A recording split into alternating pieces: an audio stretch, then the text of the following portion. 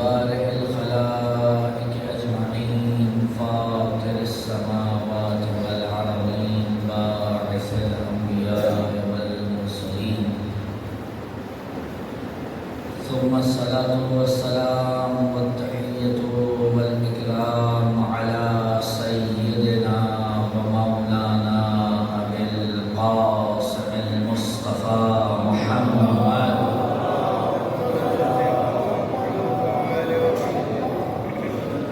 وعلى أهل البيت الطيبين الطاهرين المعصومين المظلومين المنتجبين المنتخبين ولعنة الله على أعدائهم أجمعين من الأولين والآخرين يا رب العالمين. أما بعد فقد قال سبحانه وتعالى في محكم كتابه المجيد فأعوذ بالله من الشيطان الرجيم بسم الله الرحمن الرحيم إنما يريد الله ليذهب عنكم الرجس أهل البيت ويطهركم تطهيرا.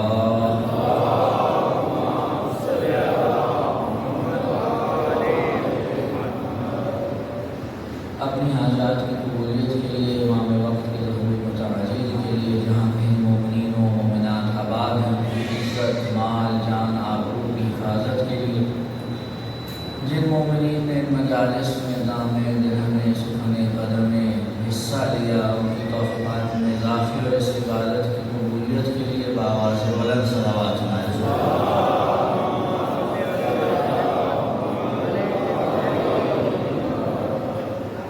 اس کے کہ میں اپنی گزارشات کا آغاز کروں. کل ایک بڑی غمناک خبر میرے لیے اور یقین مومنین کے لیے ہمارے بڑے قریبی ساتھی عزیز برادر مولانا سید صفی شرازی کا ایک حادثے میں انتقال ہو گیا. آپ اللہ سے گزارش ہے کہ ایک سورہ فاتحہ ان کی روح کے ساتھ فرما دیجیے.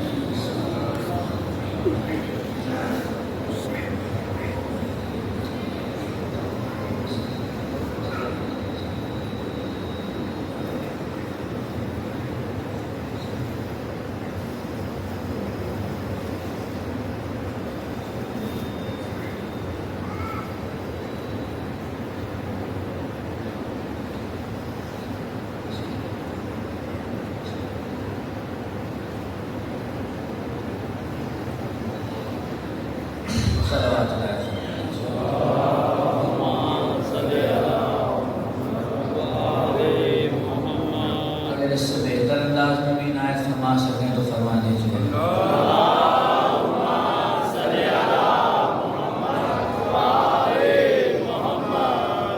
اللہ محترم سلسلہ گفتگو کی دوسری نشست ہے اور جو موضوع آپ کے سامنے پیش کرنے کی سعادت حاصل ہو رہی ہے وہ مقام و منزلت اہل البیت در نگاہ نہج البلاغہ.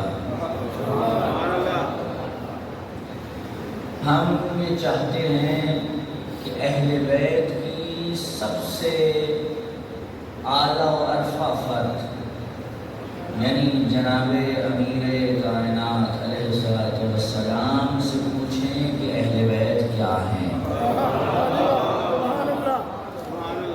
کل آپ کی خدمت میں نے ضمناً عرض کیا تھا کہ دیکھیے جب تک ہم کسی کو جان نہیں پائیں گے کسی کی معرفت حاصل نہیں کر پائیں گے اس وقت تک وہ کیا کہہ رہا ہے اسے بھی درک نہیں کر سکتے. مثال کے طور پہ میں آپ کے سامنے کوئی ایک جملہ نقل کر دیتا ہوں اور یہ بیان نہیں کرتا کہ یہ مولا علی نے فرمایا تھا تو صرف آپ اس بات پر شاید اس قدر دھیان نہ دے سکیں. لیکن اگر میں یہ کہہ دوں کہ یہ فرمان مرتضوی ہے تو اب اسے سننے میں اور اس سننے میں دلچسپی میں اور اسے قبول کرنے میں جو آپ کا رویہ ہوگا وہ یکسر بدل جائے گا.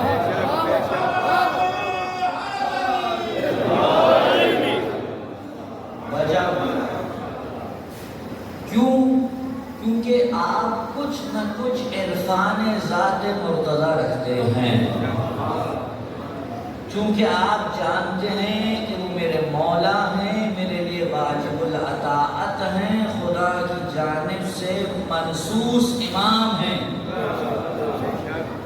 اس کا مطلب یہ ہوا کہ جب تک کوئی شخص کہنے والے کی معرفت حاصل نہیں کرے گا، جو کہا ہے اس کی معرفت حاصل نہیں ہو سکتا۔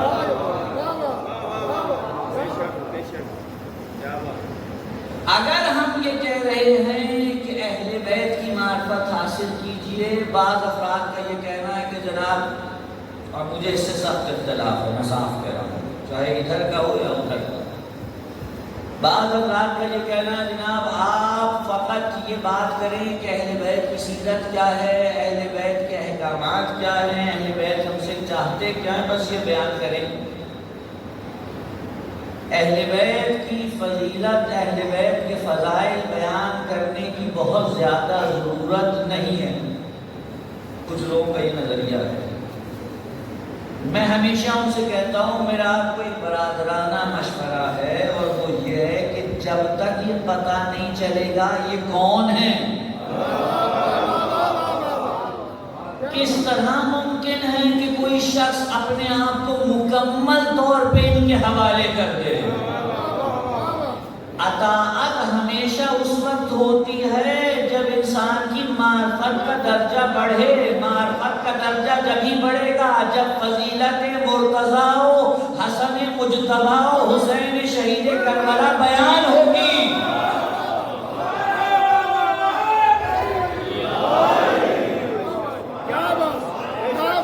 اگر یہ بیان نہ ہو تو دنیا کو پتہ نہیں چلے گا کہ ان کا مقام و مرتبہ جو خدا نے انہیں عطا کیا ہے وہ کیا ہے۔ جب پتہ نہیں چلے گا تو دور رہیں گے، جب دور رہیں گے تو اطاعت کی بات ہی ختم ہو جائے گی۔ اس لیے ضروری ہے، دیکھیے مجھ سے اور آپ سے کہیں زیادہ رسول اللہ جانتے ہیں کہ کیا کرنا ہے، ایسا ہے کہ نہیں؟ بے شک۔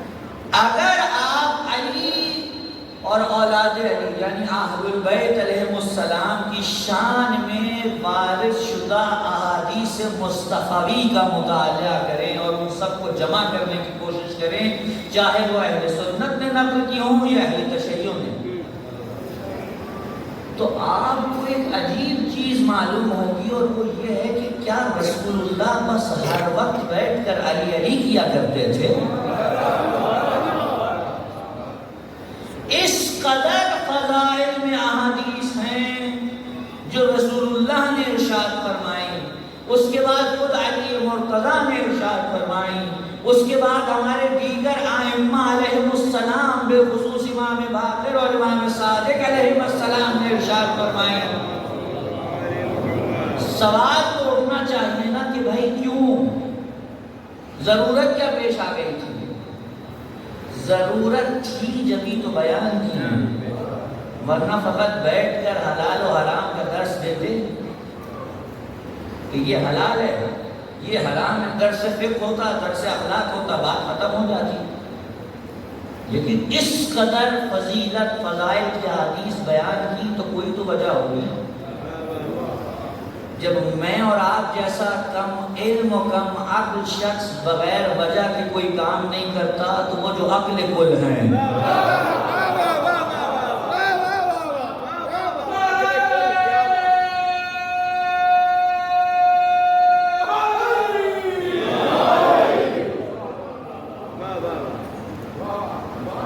وہ کوئی کام کرتے رہے اس کی کوئی علت نہ ہو، اس کی کوئی وجہ نہ ہو، یہ ممکن ہی نہیں ہے۔ وہ بیان کر رہے ہیں، اس کا مطلب کوئی نہ کوئی علت ہے۔ اب ہماری ذمہ داری یہ کہ ہم نے دیکھنا ہے وہ کیا علت تھی، وہ کیا وجہ تھی۔ حضور، اب میں چاہتا ہوں موضوع کی طرف چلوں، لیکن یہاں پہ روکنا چاہتا ہوں تاکہ یہ گفتگو آپ تک پہنچ جائے، آگے کی منزلیں آسان ہو جائیں، کہ کسی کے ذہن میں یہ سوال نہ رہے کہ مولانا نے یہ موضوع کیوں منتخب کیا ہے۔ دیکھیے ہمارے یہاں ایک بہت بڑی کتاب ہے رجال کشی، کیا ہے جی؟ رجال، بعض اسے کشی بھی پڑھتے ہیں، کشی درست نہیں ہے، رجال کشی، ٹھیک ہے جی. اس کتاب میں کیا ہے؟ میری عادت ہے میں مجلسوں میں تھوڑا تھوڑا کتابوں کا بھی تعارف کراتا ہوں تاکہ ہمارے جوان جو ہیں وہ کم از کم کتاب خوانی کی طرف مبذول ہو، اس کی توجہ ہو. ہماری ملت کے انحطاط کی ایک اہم ترین وجہ یہ بھی ہے کہ کتاب سے بالکل دور ہو گئے. سب علم سنا سنایا ہے، توجہ ہے، سب علم سنا سنایا ہے، کتاب کی طرف رجوع ہی نہیں کرنا. کتاب پڑھنی نہیں ہے، کتاب خوانی کی جو ایک سنت حسنہ تھی وہ ہم میں ختم ہوتی جا رہی ہے. اور شاید یہی ایک وجہ ہے کہ ہمارے ممبروں کے حال بگڑتے چلے جا رہے ہیں. اگر آپ خود صاحب مطالعہ ہوں اور ممبر پہ آ کے کوئی ایسی بات کر جائے کہ جو نہیں کرنی چاہیے تھی اور آپ کو پتا ہو کہ حقیقت کیا ہے، فرمان معصوم کیا ہے، تو اگر آپ اسنائے مجلس میں نہ صحیح بات ہے مجلس اس سے پوچھ سکتے ہیں کہ میں نے تو یہ پڑھا ہے، یہ آپ کہاں سے لائے. لیکن یہ تو اس وقت کی بات ہے کہ جب میں خود صاحب مطالعہ ہوں، جب میں نے سب کا سب علم لیا ہی سینہ در سینہ ہو، تو سنی سنائی میں تو کوئی چیز بھی آ سکتی ہے. بہرحال یہ ایک جملہ معترضہ تھا، اگر آپ کے مزاج عالی پہ ناگوار گزرا ہے تو بے شک گزرے، مجھے فرق نہیں پڑتا. صلوات پڑھے محمد وآل محمد.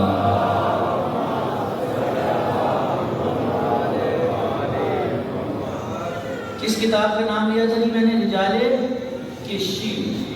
اس میں ایک امام کے صحابی میں امام باقر کے بھی اور امام صادق علیہ السلام دونوں کے صحابی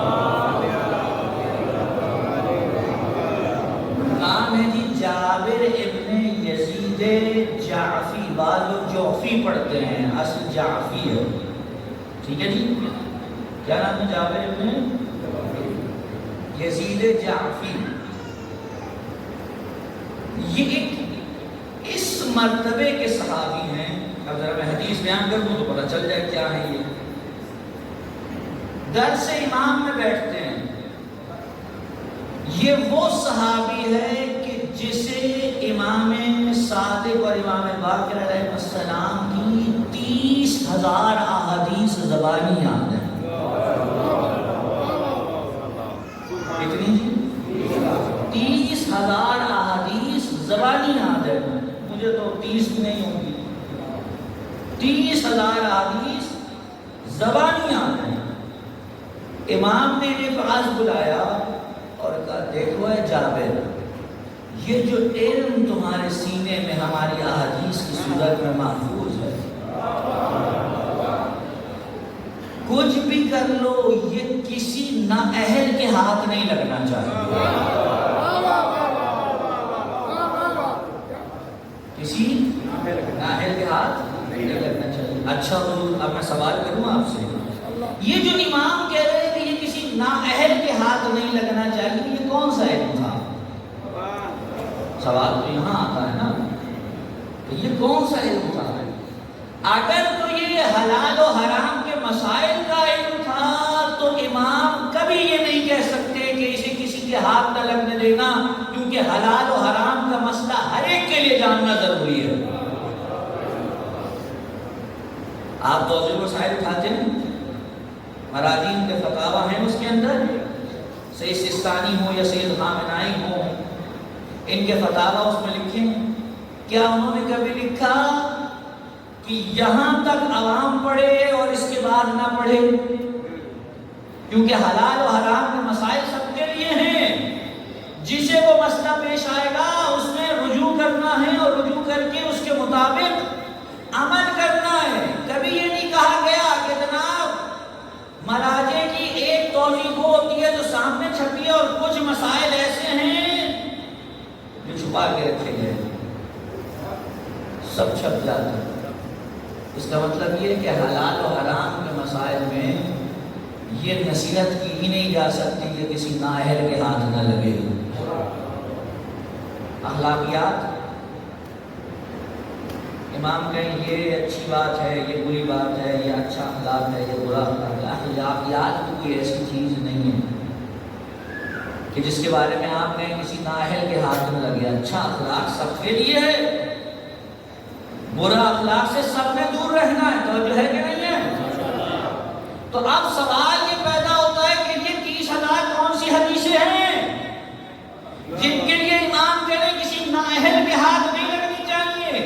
اور ان 30,000 حدیث کو روایت آ کے کہتی ہے ایک دن جابر آئے اور کہنے لگے آقا سینہ میرا پھٹنے کے قریب ہے، اجازت دیجیے یہ حدیث کسی سے نقل کروں.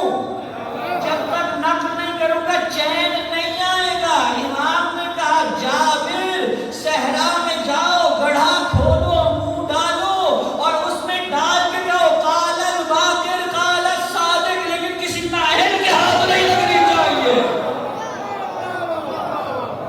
نعرہ تکبیر، اللہ اکبر، نعرہ رسالت، یا رسول اللہ، نعرہ حیدری، کسی نااہل کے ہاتھ نہیں لگنے چاہیے. جائیے علامہ مجلسی کا میں نام دے رہا ہوں تاکہ اگر وہ جا کے دیکھنا چاہے ریفرنس بہار میں موجود ہے. اس حدیث کو نقل کرنے کے بعد کیا لکھتے ہیں؟ فرماتے ہیں یہ جو احادیث جن کے بارے میں امام نے کہا کہ یہ کسی نااہل کے ہاتھ نہیں لگنی چاہیے، یہ حدیث نہ حلال و حرام سے متعلق تھی نہ ہی اخلاقیات سے متعلق تھی. یہ وہ احادیث تھی جو مقام و منزلت اہل بیت سے متعلق تھی، جنہیں ہر شخص برداشت نہیں کر سکتا. اگر نااہل کے ہاتھ لگے تو ہوگا کیا؟ وہ اپنے سے کوئی مطلب لے گا اور شرک کی وادی میں قدم رکھ دے گا. یعنی مقام و منزلت تو اس قدر ہے. ہمارے یہاں ایک بڑا مسئلہ بنا ہوا ہے آج کل، ہم اپنے سے زیادہ کسی کو مولا ہی نہیں سمجھتے، ہے کہ نہیں؟ اپنے سے زیادہ ہم کسی دوسرے کو مولائی اصل مولائی تو کوئی کچھ بھی نہیں سمجھتے. ہم سب خود ہی سب کچھ ہیں. چلیے آپ کو لے چلوں گا ذرا بارگاہ امامت میں. امام جعفر صادق علیہ السلام تشریف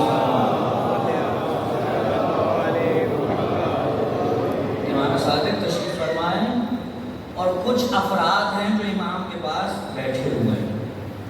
اتنے میں ایک اور گروہ آیا جس میں کچھ افراد تھے. انہوں نے امام کو سلام کیا. سلام جیسے ہی کیا تو دیکھا یہ لوگ بیٹھے تھے. انہوں نے جب انہیں آتا ہوا دیکھا تو امام سے سلام کیا، ودا لی اور رخصت ہو گئے.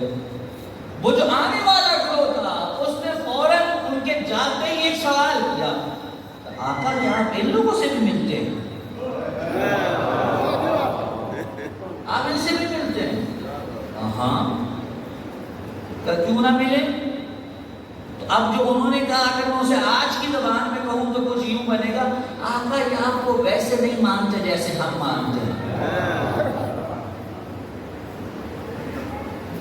امام نے کہا یعنی تم یہ کہنا چاہتے ہو کہ جو تم جانتے ہو وہ یہ نہیں جانتے؟ جی یہی مطلب تھا. اب جملہ سنیے گا اور ہر شخص اپنے گریبان میں اٹھاتے. کہا اچھا یہ بتاؤ جو سب کچھ ہم جانتے ہیں کہ تم جانتے ہو؟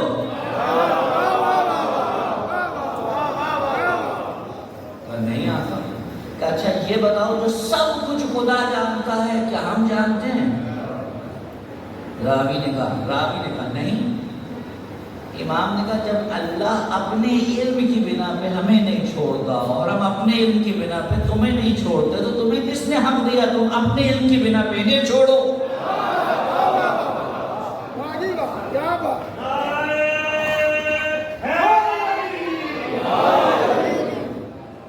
کس نے حق دیا تم مجھے کچھ سمجھ ہی نہیں رہے. اگر علم کی بنا پہ تو پھر تو آئمہ کو ہم میں سے کسی کی طرف دیکھنا بھی نہیں چاہیے کہ کہاں ان کا علم اور کہاں ہم. اس کے بعد امام نے کہا دیکھو ایمان کے درجات ہیں، معرفت کے درجات ہیں.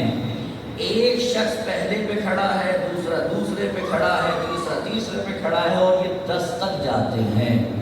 جو تم سے نچلے درجہ معرفت اور ایمان پہ کھڑا ہے اسے نیچے نہ گراؤ، نہیں تو جو تم سے اوپر کھڑا ہے وہ تمہیں گرائے گا۔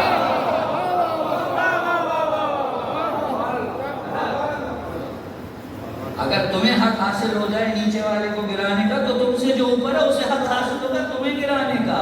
اب امام نے جملہ ارشاد فرمایا، یہ آج کی مجلس کا تبرک سمجھ کے لے جائیں۔ بسم اللہ توجہ ہے؟ یہ میں اس لیے کہہ رہا ہوں کہ آج کی مجلس کا تبرک، یہ تبرک عام طور پہ ہمارے ہاں کسی خردنوش کی چیز کو سمجھا جاتا ہے، ایسے ہی ہے۔ مجلس حسین کے تبرکات بہت سے ہیں۔ عام طور پہ جو مجلس کے اختتام پہ بڑھتا ہے خردنوش کی اشیاء، یہ مادی تبرک ہے، لیکن مجلس حسین کا اصل تبرک یہ مادی تبرک نہیں ہے۔ اصل تبرک وہ روحانی اور معنوی تبرک ہے جو آپ یہاں سے لے کے جاتے ہیں، جو درجہ معرفت یہاں سے لے کے جاتے ہیں۔ اور اگر کوئی مجھ سے پوچھے کہ میں یہ نہیں کہہ رہا ہوں کہ کوئی سمجھے کہ مادی تبرک نہ بانٹیے، پتہ چلے کہ میں باہر نکلوں لوگ کیا مولانا تبرک کے خلاف ہے۔ نہیں نہیں حضور، ایسا قطعا نہیں ہے۔ جس کی جو توفیق وہ اپنے نصاب کے مطابق امام حسین کے لیے جو کرتا ہے اپنی جگہ پر، سر آنکھوں پر، لیکن میں ایک بات کہنا چاہ رہا ہوں، کبھی کبھی اس تبرک کو حاصل کرنے کے لیے جو خردنوش سے متعلق ہے لوگوں میں جھینا جھپٹی بھی ہو جاتی ہے نا۔ لیکن آپ کو معلوم ہے اس مجلس حسین کے مادی تبرک اور معنوی تبرک میں کیا فرق ہے؟ قاضی صاحب تشریف فرمائیں، مجھے ایک بات کہہ رہے تھے، اسی سے آگے میں ایک بات کہہ رہا ہوں۔ اگر کسی دن مومنین اور مومنات کی تعداد بڑھ جائے تو ہو سکتا ہے مادی تبرک کم پڑ جائے، لیکن معنوی تبرک کا یہ اعجاز ہے جتنی تعداد بڑھتی ہے معنوی تبرک بھی بڑھ جاتا ہے۔ اس لیے اصل تبرک مجلس حسین کا یہ معنوی تبرک، یہ معرفت، یہ علم ہے جو مکتب اہل بیت آپ کو عطا کرتا ہے۔ صلوات بھیجتے محمد و آل محمد۔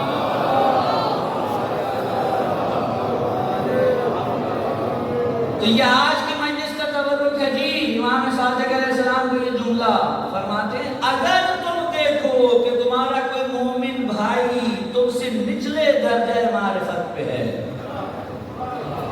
اور اس میں سکت ہو کہ وہ نچلے درجے سے اوپر کے درجے میں آ سکتا ہو، تو بڑی محبت اور پیار سے اسے نیچے درجے سے اٹھا کر اوپر والے درجے میں لے کر آؤ۔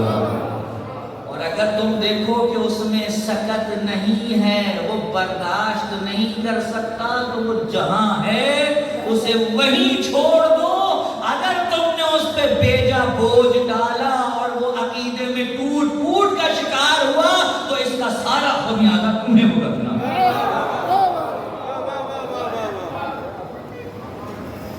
لہذا کسی مومن کو حقارت سے نہ دیکھیے۔ آپ سمجھتے ہیں آپ کا درجہ اگر بلند تر ہے تو آپ سے بھی بلند تر ہیں۔ کون ہے جو ہم میں سے سلمان فارسی کا مقابلہ کرے گا؟ کون ہے جو ہم میں سے ابو ذر کا مقابلہ کرے گا؟ کون ہے جو ہم میں سے حضرت عمار یاسر کا یا مالک اشتر کا مقابلہ کرے گا؟ میں تو معصومین کی بات ہی نہیں کر رہا حضور، ہم تو ان اصحاب باصفا کا مقابلہ نہیں کر سکتے درجہ معرفت میں۔ نیچے اگر کوئی ہے، کوئی مومن کم جانتا ہے، کم سمجھتا ہے، ذہن میں رکھیے گا کئی دفعہ ایسا ہوتا ہے جو اپنے آپ کو بہت زیادہ عالم سمجھ رہا ہوتا ہے، وہ بارگاہ خدا میں اپنے اس علم کے غرور کی وجہ سے منہ کی کھاتا ہے، وہ اپنے منہ کی کھاتا ہے۔ اور وہ شخص کہ جس کے پاس خلوص کے سوا کچھ نہ ہو، وہ ایسے مقام پہ پہنچ جاتا ہے کہ دنیا ششدر رہ جائے۔ کبھی نیشا پور گئے ہیں نا حضرات؟ ایران زیارات میں تو گئے ہوں گے، نیشاپور میں مشہور مقام ہے قدم گاہ امام رضا علیہ السلام، زیارت کے لیے بھی جائیں، جو نہیں گئے پروردگار سب کو لے کے جائیں۔ نیشاپور میں ہی ایک مقام ایسا ہے جہاں پر ایک خاتون کا مزار ہے۔ یہ خاتون نہ اہل بیت سے تعلق رکھتی ہے، یعنی نہ اولاد علی و بطول ہے، نہ ہی صحابی ہے کسی امام کی۔ اس بی بی کا نام ہے شتیتا۔ کیا نام ہے جی؟ شتیتا۔ کون ہے یہ بی بی؟ نیشاپور میں امام موسیٰ کاظم علیہ السلام کے زمانے میں جو ان کی جانب سے خمس کلیکٹ کرنے پر مأمور تھا، توجہ رکھ چاہوں گا، اس کے پاس یہ بی بی گئی اور کہا تم کب جاؤ گے امام کی خدمت میں؟ کہا کچھ دنوں کے بعد۔ کہا اچھا جب جاؤ تو میری طرف سے یہ میرا خمس ہے یہ امام تک پہنچا دینا۔ کہا کیا ہے خمس؟ برقعے سے ایک چھوٹا سا رومال نکالا اور ایک سکہ، اب نہ معلوم چاندی کا تھا کہ سونے کا تھا، ایک سکہ نکالا اور کہا یہ امام کو دے دینا۔ اب عین ممکن ہے کہ اس نے سوچا ہو کہ میں تو تھیلیوں کی تھیلیاں شرفیوں کی لے جاتا ہوں، اب یہ چھوٹا سا رومال اور ایک یہ سکہ یہ لے جا کر امام کی بارگاہ میں دوں گا، پتہ نہیں کیا سوچیں گے۔ لیکن جب یہ سب لے کر پہنچا، الیک سلیک ہوئی اور وہ تھیلیاں نکال کے رکھنے لگا تو امام نے کہا یہ سب بعد میں دینا، پہلے مجھے شتیتا نے جو بھیجا ہے وہ دے دو۔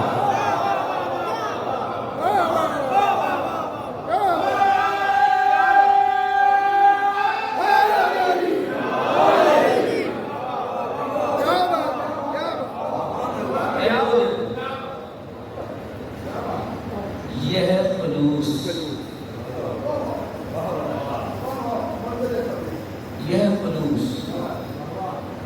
اس کے پاس داروں کا خزانہ نہیں تھا، لیکن جو تھا اس نے امام کے لیے بھیجا، اور اب جو وہ کر سکتی تھی اس نے کیا، اور اب جو امام کر سکتا ہے وہ امام کریں گے۔ اٹھے حجرے میں تشریف لے گئے، حجرے سے جا کر ایک کپڑا لائے، لا کر اس وکیل کو دیا، کہا جب جاؤ تو یہ میری طرف سے شکیتا کو دینا اور کہنا ہم نے تمہارا کفن بھیجا ہے، اور جا کے کہنا جب یہ کفن ملے گا 17 دن کے بعد تیرا انتقال ہو جائے گا، پریشان نہ ہونا، تیرا جنازہ پڑھانے مدینے سے موسیٰ کاظم آ جائے گا۔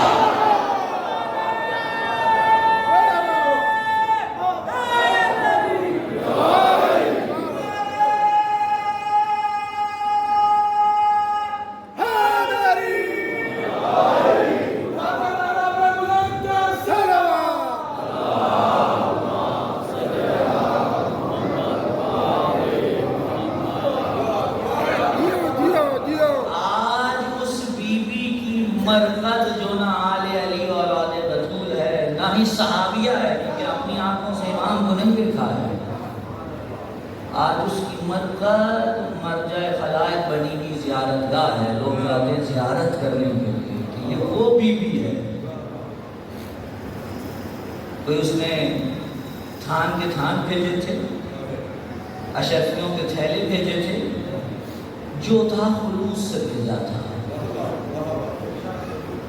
حضور اہل بیت مقدار میں نہیں تلتے، اہل بیت کردار میں تلتے ہیں۔ یہاں کوانٹٹی نہیں دیکھی جاتی، کوالٹی دیکھی جاتی ہے۔ کم ہو مگر ایسا ہو کہ جس پہ امام موسیٰ کاظم جیسے کہیں کہ پہلے سب کو ایک طرف کرو، مجھے شتیتا کا مال دے دو۔ صلوات پڑھیے محمد و آل محمد۔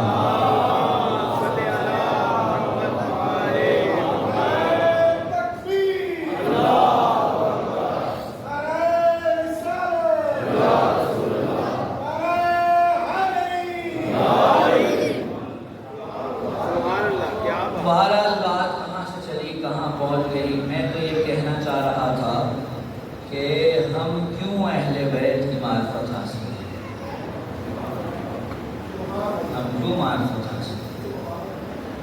معرفت حاصل کرنا اس لیے ضروری ہے تاکہ ہم ان سے نزدیک ہو سکیں.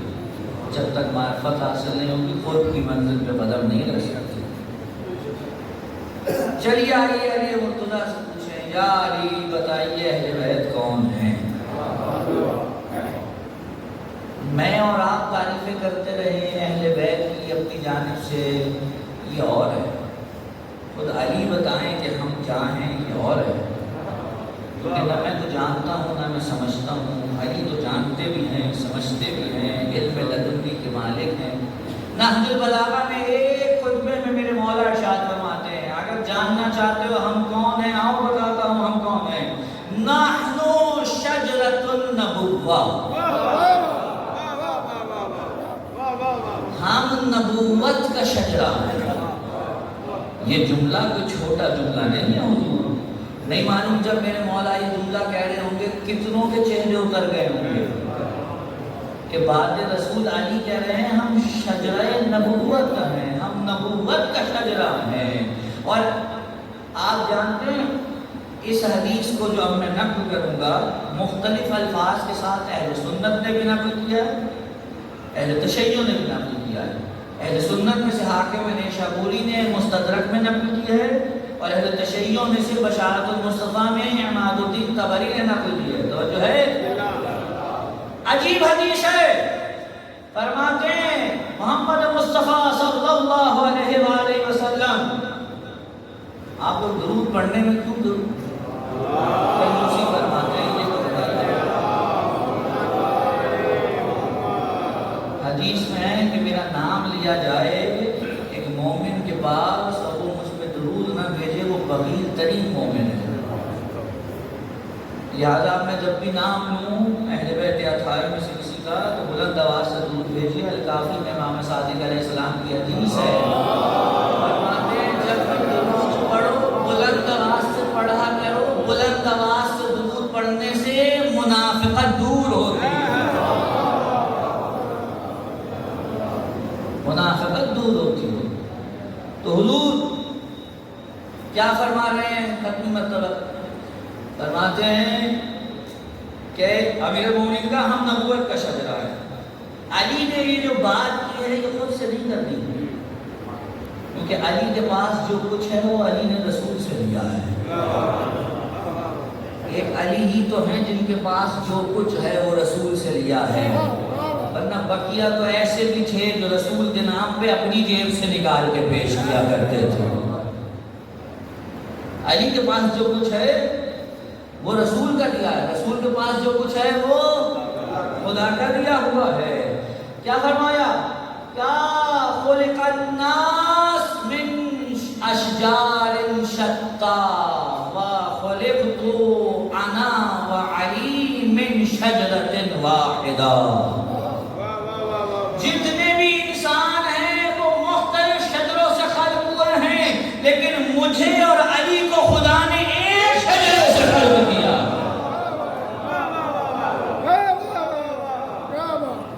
اب جب یہ کہہ دیا کہ مجھے اور علی کو ایک شجرے سے خلق کیا ہے تو اب اس شجرے کی کوئی ڈیفینیشن بھی تو کر دینا یا رسول اللہ. کالو ابھی کیے دیتے ہیں انا اصلھا وفاطمہ وعلی فرعھا والحسن والحسین اثمارھا. میں اس درخت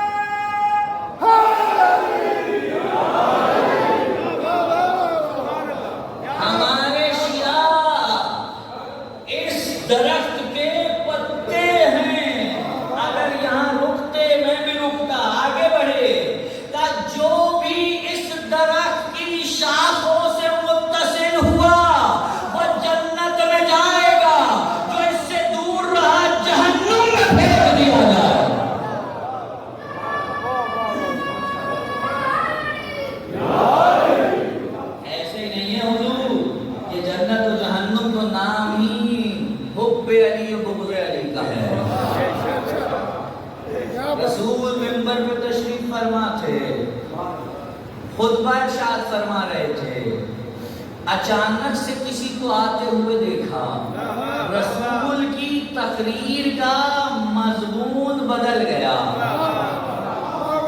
رسول نے کہا اگر کوئی شخص اتنی عمر پا جائے جتنی نوح کو ملی ہے، اور نوح کی عمر پانے کے بعد وہ دنوں میں روزے رکھا کرے، رات ساری عبادت میں گزارے، 1000 حج پا پیادہ ادا کرے، اور پہاڑ کے برابر سونا راہ خدا میں خرچ کرے، آخری حج کرتے ہوئے صفا و مروہ کے مابین مظلومیت کی حالت میں مارا جائے، اس سب کے باوجود اگر اس کے دل میں اس آنے والے کی محبت نہ ہوئی، خدا یہ ساری عبادتیں منہ پہ دے مارے گا۔ اب تو مجمع نے موڑ کر دیکھا تو ابو طالب کا نعرہ دیا۔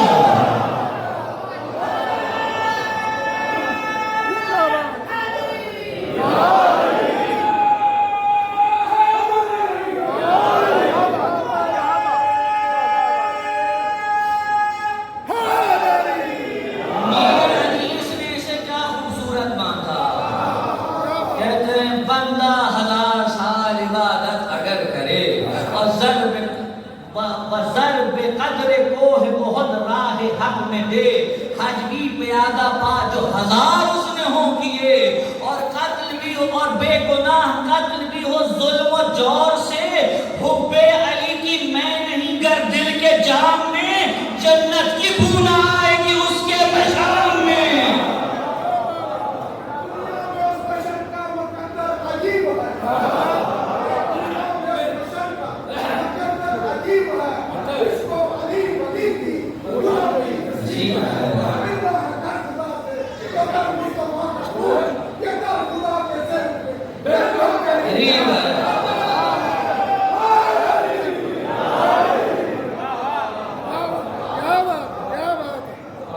ممکن ہی نہیں ہے، یہ حب و بغض کا چکر ہے۔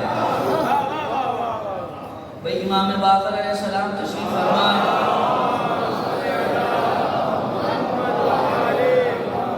ایک شخص آیا کہنے لگا آقا سوال ہے پوچھو، دین کی ڈیفینیشن بتا دیں، دین کی ڈیفینیشن بتا دیں، کیا ہے دین کیا ہے؟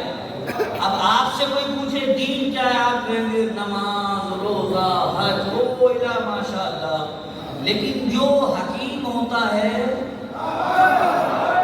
اس کا چھوٹا سا کلام ایسا ہوتا ہے کہ ساری بات کو سمیٹ لے گا۔ امام نے کہا اگر مجھ سے پوچھتے ہو تو لو میں تعریف کے دیتا ہوں، حل الدین الا الحب والبغض، کیا دین حب اور بغض کے علاوہ کوئی اور چیز ہے؟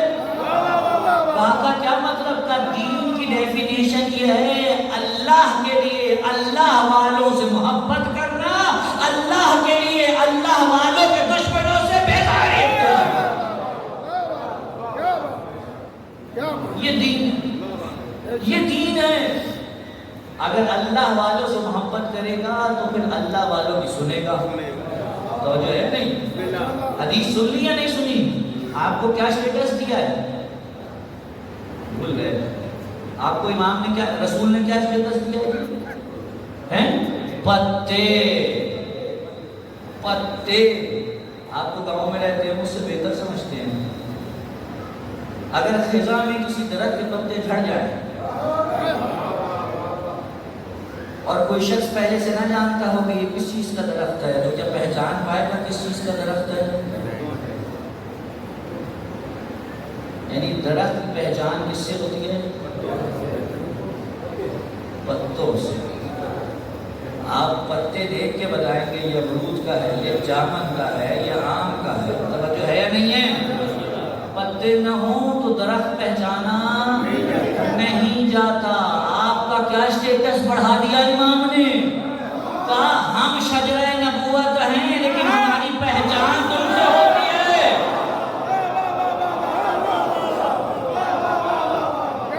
دنیا نے نہ جعفر صادق کو دیکھا ہے، نہ محمد باقر کو دیکھا ہے، نہ علی مرتضیٰ کو دیکھا ہے، نہ حسین شہید کربلا علیہ السلام کو دیکھا ہے۔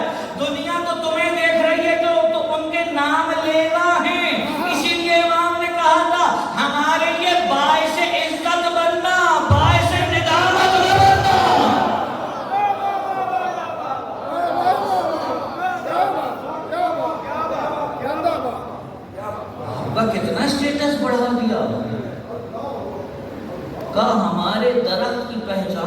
سے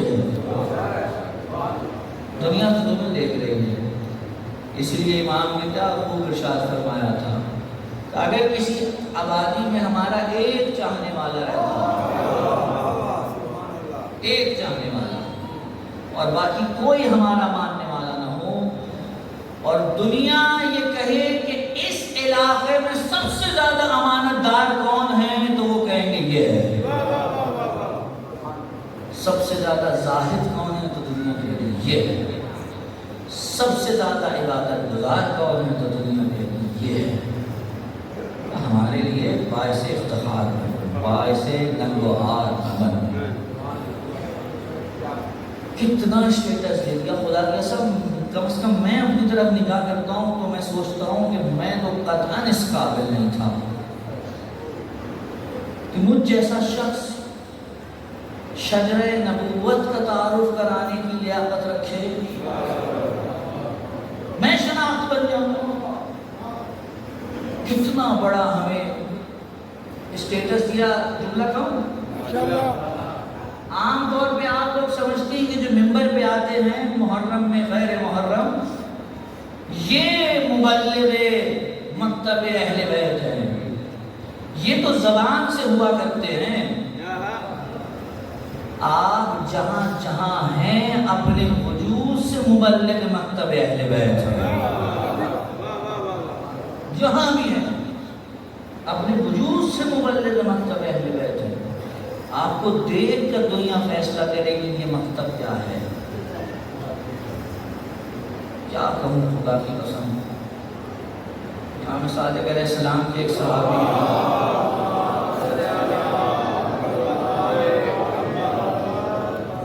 کوفے میں رہتے ہیں. ایک مسئلہ ہوا،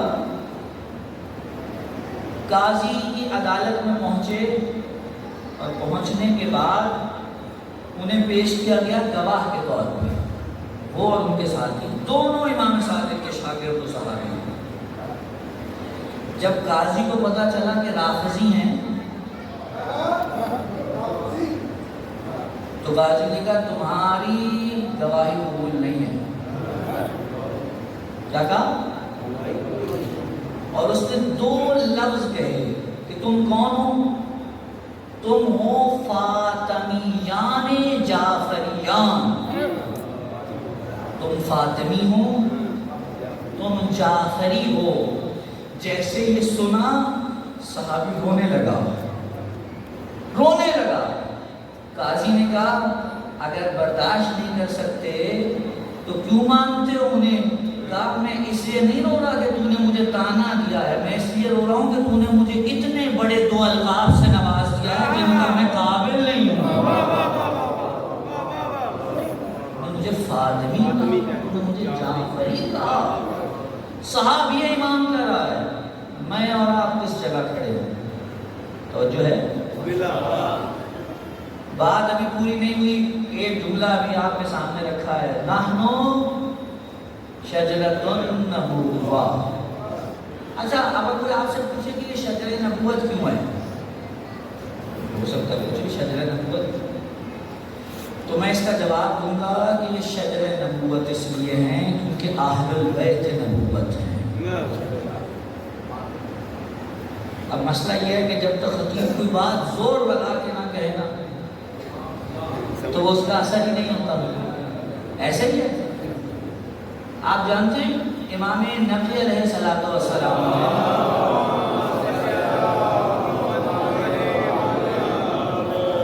ایک زیارت تعلیم فرمائی ہے.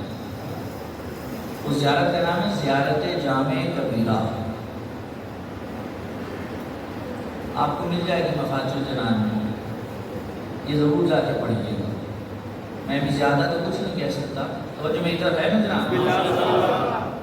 اگر ایک جملے میں کہنا چاہوں تو یوں کہوں گا زیارت جامع کبیرہ وہ زیارت ہے کہ جتنی بھی احادیث میں امام اور امامت کی صفات و تعریف و مدح سرائی ہوئی ہے ان سب حدیثوں کو جمع کر کے نچوڑا جائے تو زیارت جامع کبیرہ بنتی ہے.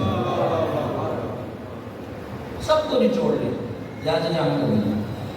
امام نبی علیہ السلام نے اسے کیوں تعلیم فرمایا تھا؟ امام کا صحابی ہے نخعی، آیا کہنے لگا آقا میں آپ اہل بیت علیہ السلام کے حرم ہائے مقدسہ میں جاتا ہوں، حرم میں جاتا ہوں اور زیارت پڑھتا ہوں، ہر ایک کی الگ الگ زیارت ہے، مجھے کوئی ایک ایسی زیارت دے دیں کہ میں جب جاؤں جس حرم میں جاؤں ہر حرم میں پڑھ سکوں۔ امام نے کہا وہ ابھی دیتے ہیں۔ اس کے بعد جو زیارت تعلیم فرمائی اس کا نام پڑا زیارت جامع کبیرہ۔ امام نے کہاں سے شروع کیا جانتے ہیں؟ کہا اگر ہمیں سلام کرنا چاہو تو کہو السلام علیکم یا اہل البیت النبوہ، اے اہل بیت نبوت۔ بڑا کٹھن مرحلہ ہے۔ میں دوسرا دن ہے آیت تطہیر کی تلاوت کر رہا ہوں سلام کلام میں، وہاں پہ بھی لفظ اہل البیت ہے لیکن وہاں نبوت نہیں ہے ساتھ، ایسا ہے کہ نہیں ہے؟ آیت تطہیر میں لفظ نبوت تو نہیں ہے، لیکن امام نے جب اس آیت کی تفسیر اس زیارت کے جملے میں کرنا چاہی تو کیا کہا؟ اہل البیت النبوہ، نبوت کے خاندان، نبوت کے اہل بیت۔ پتہ نہیں میں سمجھا پا رہا ہوں۔ دیکھیے حضور اگر یہ کہا جاتا نا محمد ابن عبداللہ کے اہل البیت تو اس میں بہت سے لوگ آ سکتے تھے، اس کے اندر تو ابو لہب بھی آ سکتا تھا، ابو جہل کو بھی لا سکتے تھے، اس کے اندر تو آپ ان افراد کو بھی لا سکتے تھے کہ جن کو جو چاہے مرضی لے آئے، کاش میری بات پہنچ رہی ہو۔ لیکن جب کہہ دیا اہل البیت النبوہ تو اس کا مطلب یہ ہے کہ اب یہاں جن اہل بیت کی بات ہو رہی ہے وہ محمد ابن عبداللہ کے نہیں، محمد رسول اللہ کے اہل بیت ہیں۔ نہیں بات نہیں پہنچا۔ حضور آپ سوال کرنے کا حق رکھتے ہیں کہ محمد ابن عبداللہ کے اہل بیت میں اور محمد رسول اللہ کے اہل بیت میں آخر فرق کیا ہے؟ جی حضور فرق یہ ہے محمد ابن عبداللہ کے اہل بیت میں ابو لہب بھی آ سکتا ہے لیکن محمد رسول اللہ کے اہل بیت میں ابو طالب کی تو جگہ ہے، ابو لہب کی جگہ نہیں ہے۔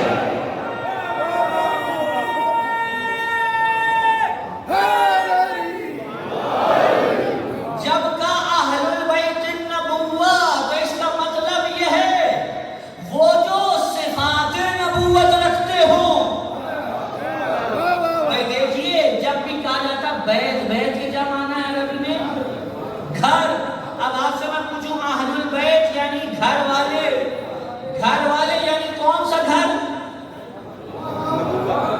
آپ کہیں گھر سے مراد یہ ہے یہ چار دیواری ہے، یہ مسالہ، یہ اینٹیں، یہ پلر، ان کو اگر آپ کہتے ہیں گھر تو اس گھر میں تو اس زمانے میں ابو سفیان بھی داخل ہوا جب وہ کافر تھا۔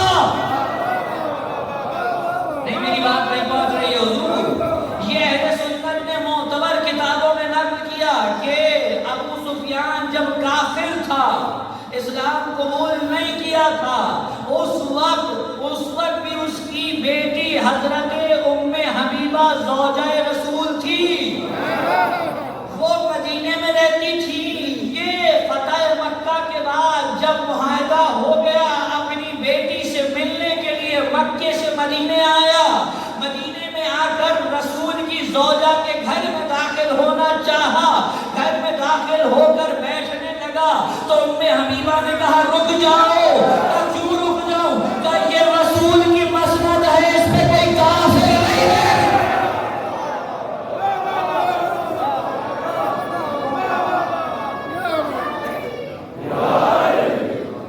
مسند لپیٹ کے ایک طرف کی کہ اب بیٹھ جاؤ۔ یہ تو حضرت ام حبیبہ نے بتایا کہ رسول کی مسند پہ اگر بٹھانا تو رسول جیسا بٹھانا۔ کوئی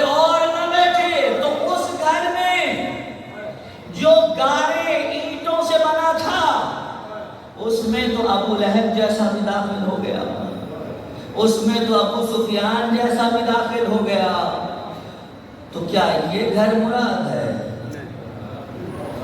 یہ گھر مراد ہی نہیں ہے، یہاں تو وہ گھر مراد ہے جو آسمان و زمین کے درمیان واسطے کا کام کرتا ہے۔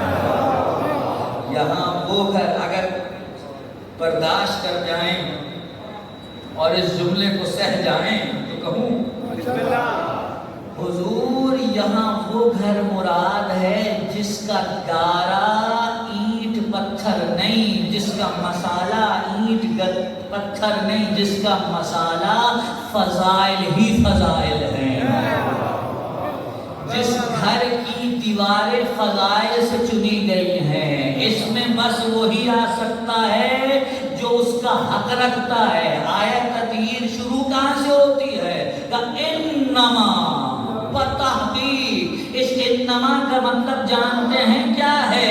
انما کی قوت یہ ہے کہ جب یہ آ جائے تو جو باہر ہیں، جو باہر کے ہیں انہیں اندر نہیں آنے دیتی، اور جو اندر والے ہیں انہیں باہر نہیں جانے دیتی۔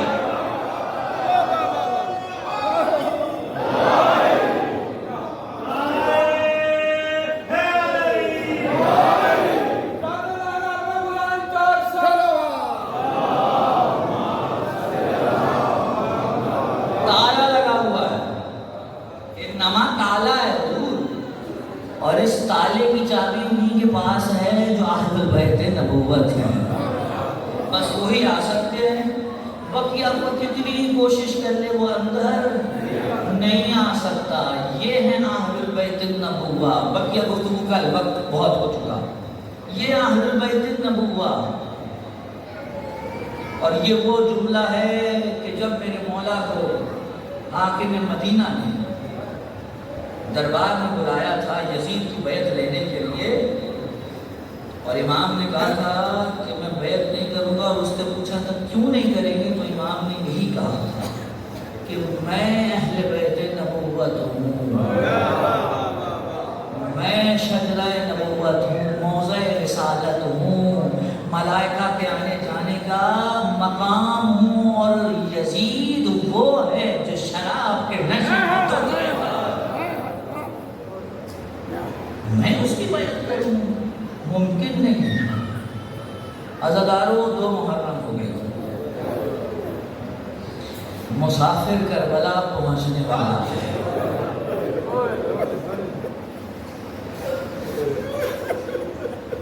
نہیں معلوم کن کن منزلوں سے گزرے گا یہ مسافر۔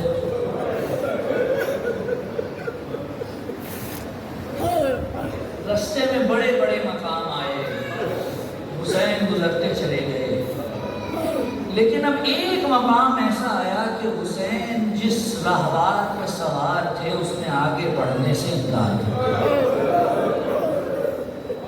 گھوڑا آگے نہیں بڑھتا۔ امام نیچے تشریف لائے، دوسرا گھوڑا منگایا، تیسرا گھوڑا، 7 گھوڑے پے در پے بدلے، لیکن گھوڑے آگے نہیں بڑھتے۔ عباس کو بلایا، کہا بھائی ذرا جا کر اس قریے کے لوگوں کو تو بلا لاؤ۔ عباس گئے، جا کے کہا اے بنی اسد والوں، فرزند رسول تمہیں بلا رہے ہیں، دوڑے ہوئے آئے۔ فرزند رسول حکم فرمائیے۔ کہا مجھے بتاؤ اس جگہ کا کیا نام ہے؟ ایسا نہیں ہے کہ حسین جانتے نہیں تھے، لیکن کچھ مصلحتیں ایسی ہیں کہ جس کی وجہ سے حسین نے کہا مجھے بتاؤ اس جگہ کا نام کیا ہے۔ ایک نے آگے بڑھ کے کہا قبلہ اس کو غازریہ کہتے ہیں، کا کوئی اور نام ہے، کا اس کو شط الفرات بھی کہتے ہیں، کا کوئی اور نام ہے، کا اس کو نینوا بھی کہتے ہیں۔ حسین نے کہا کوئی اور بھی نام ہے، سب خاموش تھے۔ ایک بوڑھا شخص جس کی کمر سیدھی نہ ہوتی تھی، پلکیں آنکھوں پہ پڑی تھی، بڑی مشکل سے کمر سیدھی کر کے پلکیں اٹھا کے کہا یبن رسول اللہ، ہاتھ جوڑ کے کہتا ہوں جتنی جلدی ہو سکے اس زمین سے نکل جائیے۔ ہم نے اپنے بزرگوں سے سنا ہے اس زمین سے جب بھی کوئی نبی گزرا اس پہ مصیبت آئی ہے، اس زمین کو کربلا بھی کہتے ہیں۔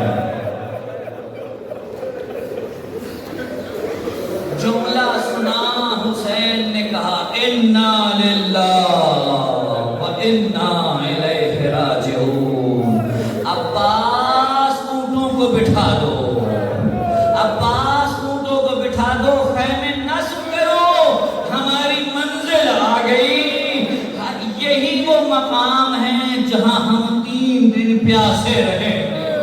یہی وہ مقام ہے جہاں ہم پیاسے قتل کیے جائیں گے. یہی وہ مقام ہے جہاں ہمارے لاشیں کھلے آسمان تلے پڑے رہیں گے. یہی وہ مقام ہے جہاں ہمارے لاشوں پہ گھوڑے دوڑائے جائیں گے. عزادارو، حسین بچپن سے جانتے ہیں کہ کیا ہونے والا ہے. یہ آقا دشتی نے روایت نقل کی ہے الدمۃ الثاقبہ میں. عجیب روایت ہے. کہتے ہیں جب امام حسین کی ولادت کے کچھ ماہ باقی تھے تو کیا ہوا، ایک دن حضرت زہرا نماز پڑھ کے اٹھی تو یہ بچہ جو رحم مادر میں تھا اپنی ماں سے ہم کلام ہوتا تھا. ایک دن اس نے کہا السلام علیک یا امّا انا ولدک العطشان. اے میری ماں، آپ پہ میرا سلام ہو، میں آپ کا پیاسا بیٹا ہوں.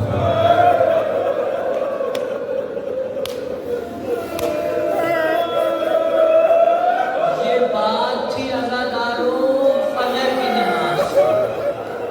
عصر کی نماز سے فارغ ہوئی، تعقیبات پڑھ رہی تھی. اب آیا سلام السلام علیک یا امّا انا ولدک العریان.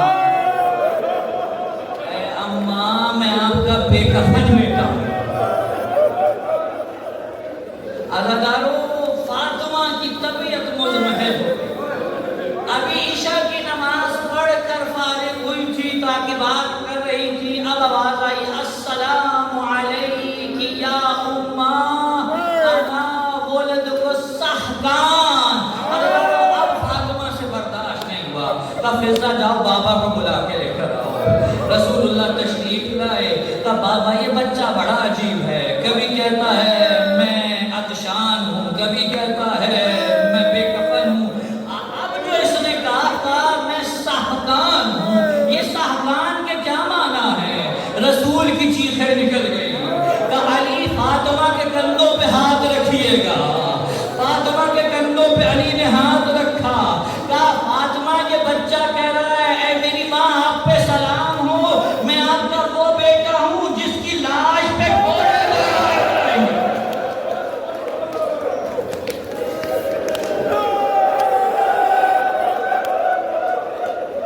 جس کی لاش پہ گھوڑے دوڑائے جائیں گے. عزادارو، میں کیا نقل کروں آپ کے سامنے. روایتیں کہتی ہیں جب شام غریبہ سے پہلے حسین کو شہید کر دیا گیا، نقارے بج رہے تھے. نقارے بجنے لگے.